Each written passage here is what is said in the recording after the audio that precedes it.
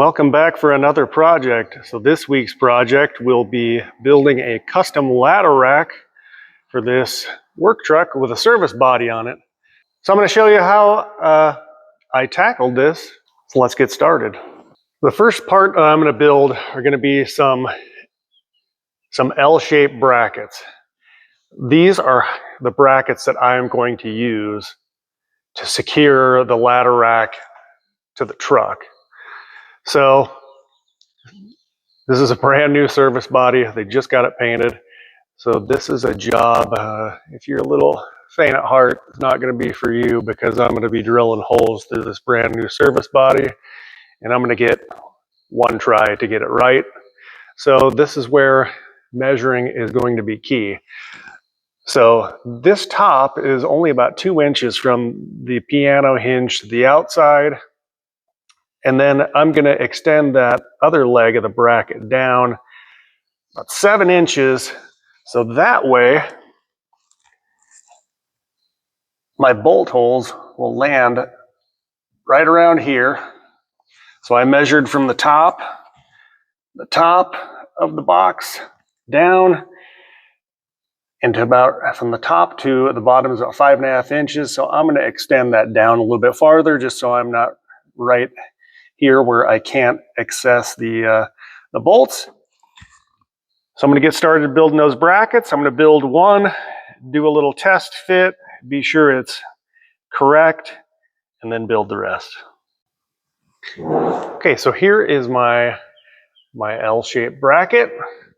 I have the 2 3/8 holes put in it, and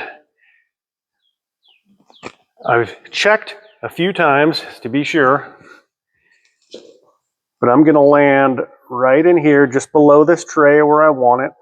And I've also set over that L bracket 2 inches from the outside of here, so that way I clear this spot where the two bent portions meet, because obviously I don't want to drill through that. So I should be landing right in here. I'm going to measure again just to be sure, because you get one try. And also I ran into this on the last one. Since this top lid has a lip on it and it's not flush, I also need to insert a spacer there at the bottom. I used 3/16 plate last time, so I'll also put on that little spacer, weld it on the back, and then re-punch the holes with that in place, and so that way the hole goes through both pieces perfectly. Okay, here's one of the completed L brackets.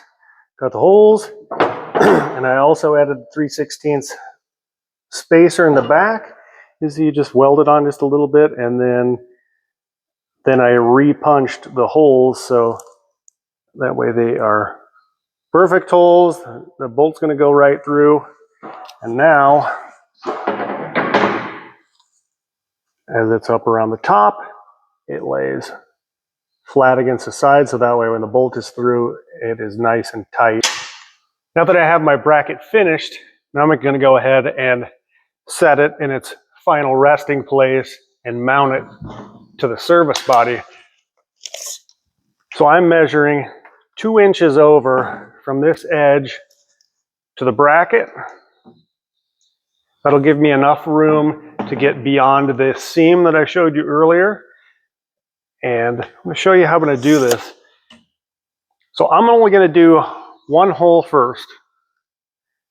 I never do two at the same time because it seems like it always shifts just a hair, which is going to throw off your hole.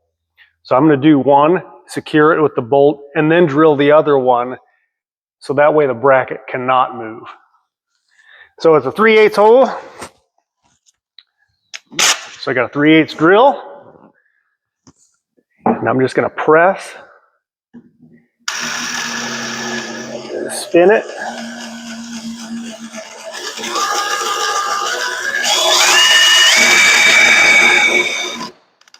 I have a good enough start now, so I don't need the bracket anymore, so I'm going to finish that hole out.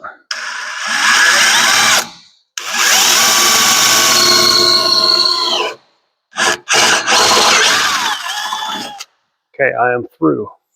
I'm just going to take one peek around the corner just to be sure I'm where I wanted. I am. So now, instead of using a through bolt meaning just a regular bolt, but then putting a nut and a washer, lock washer on the inside, I love using riv nuts. Makes it one side, I don't have to worry about reaching around, holding the back side of the nut and bolt. These things are awesome. So now in order to get this in there, I need to open that hole up a little bit. So I'm taking a larger drill bit,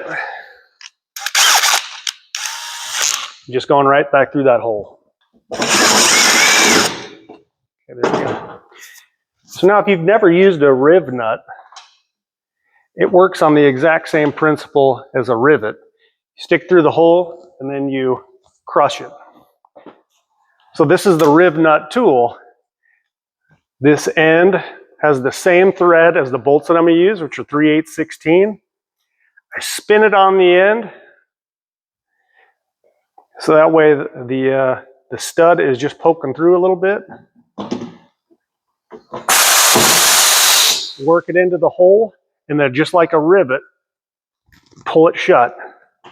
And tighten it just a little bit more, and it's on. Then I unscrew it. You have a nice, clean area that your bolt will thread right into. Makes it taking it on and off real easy. And so put it on.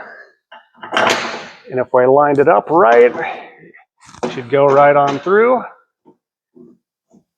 which it is. So now I'm gonna tighten that down and then do the exact same thing over here, but with that tight, now my bracket won't move around. And that'll prevent me from having to, open up holes and, slop it together. I don't want to do that. So I'm going to tighten that up, do the other hole, and then make the other brackets and do the other 3 corners.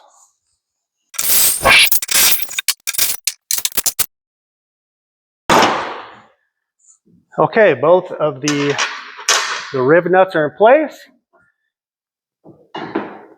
Now I'm going to re-bolt.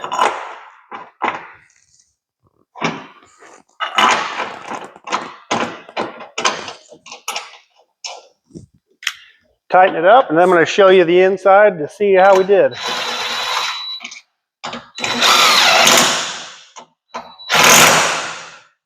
Okay, so there is the inside. Looks real nice, and here's what the riv nut looks like when it's crushed. I have my 3 other brackets made, so I'm going to go ahead and put them in just like before, one hole at a time.